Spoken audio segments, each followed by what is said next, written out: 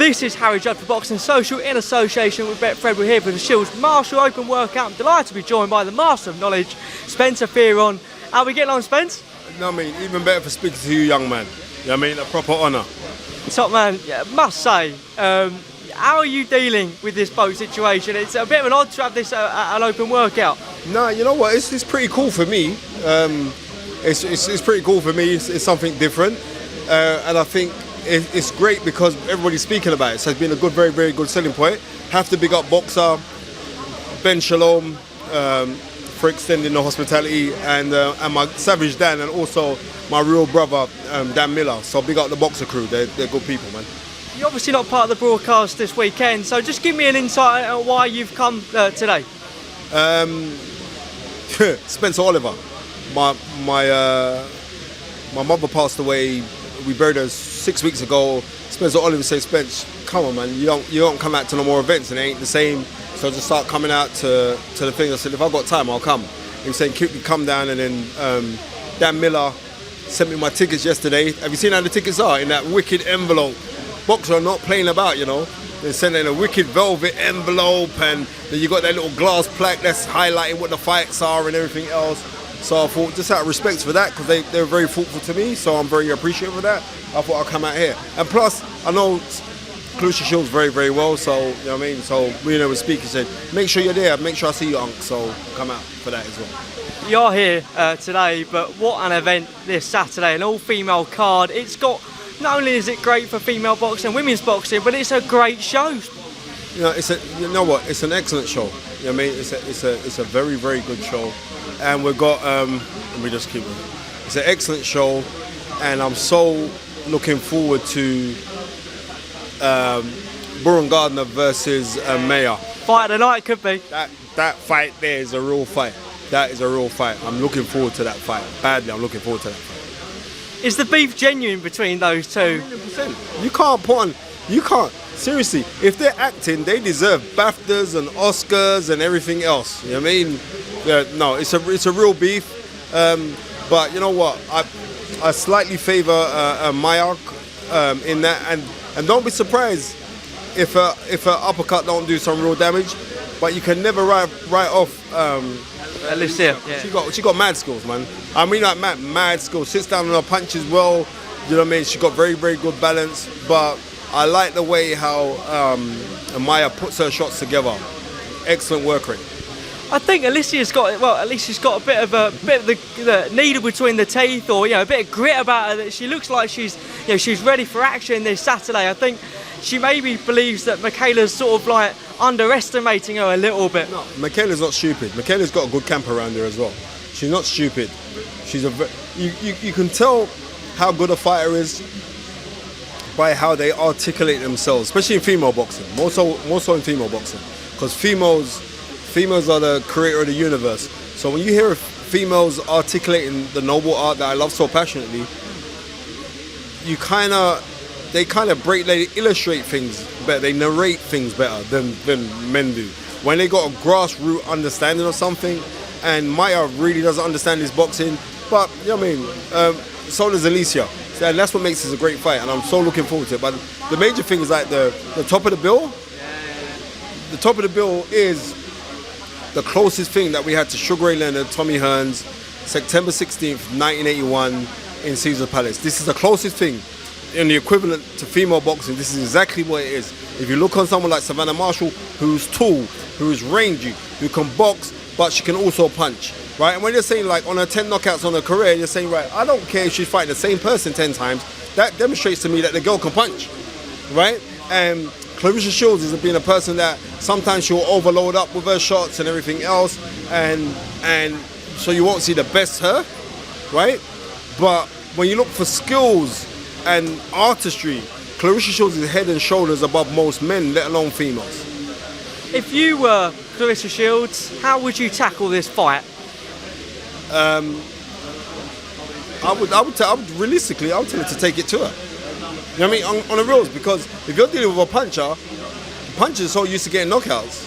I would tell her to take it to her, but from a very, very tight defensive guard. And also I look in the corners. She's working with John David Jackson. John David Jackson, people don't know, was a two-weight world champion. John David Jackson, famously, I was came over to England and fought Chris Pyatt for the WBO like middleweight title, or junior middleweight title, and came over here for that title.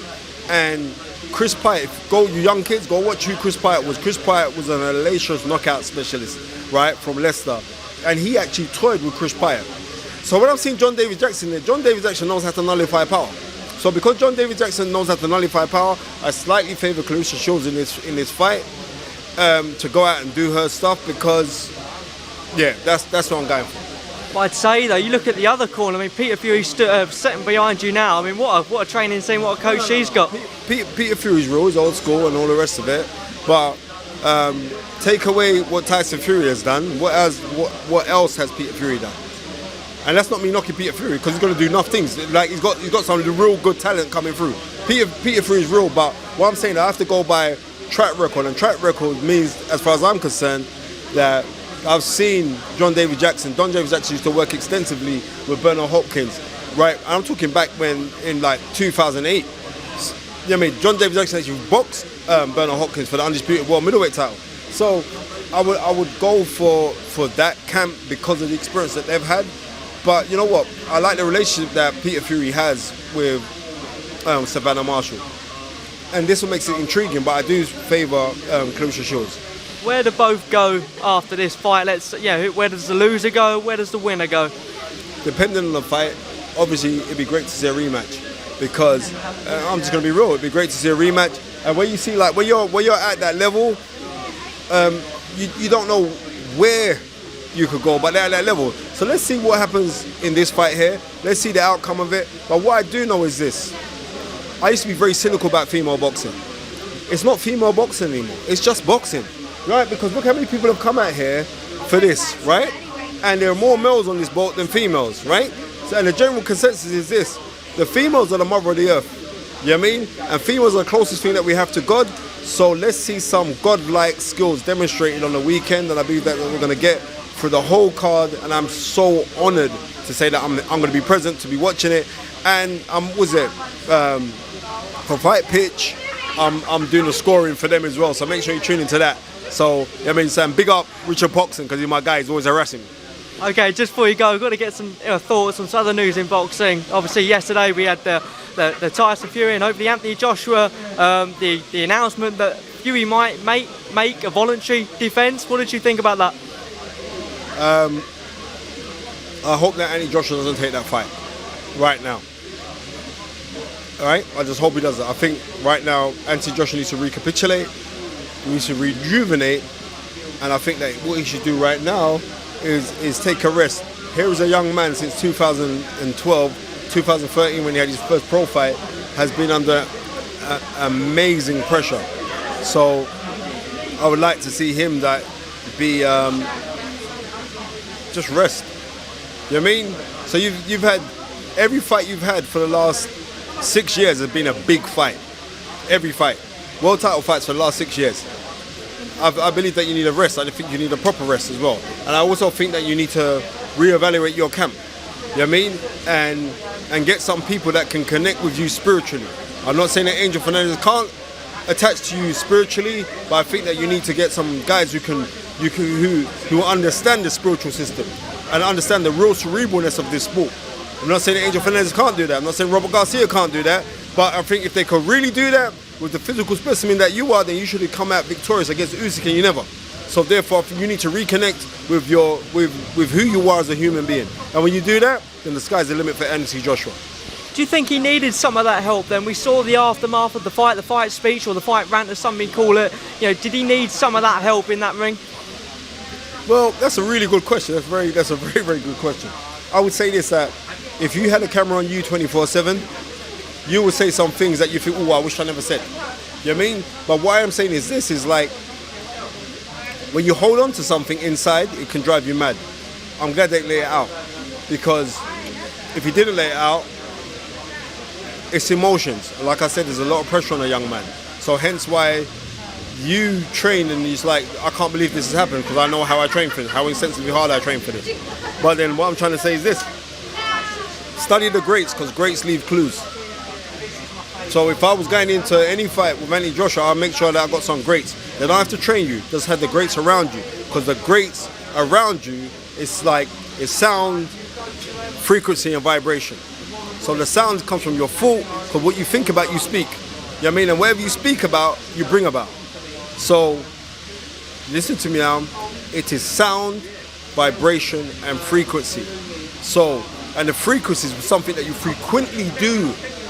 So I think, as I said before, I'd like to see Anthony Joshua recapitulate. I believe that he could come back from this. And I don't like how everyone's turning on Anthony Joshua right now, because that guy in the last 10 years has been amazing and monumental for British boxing. Him and Eddie Hearn. So give him his props. Thanks on to Boxing Social, Spence. Absolute top man, brilliant. Big up, yeah, thank you.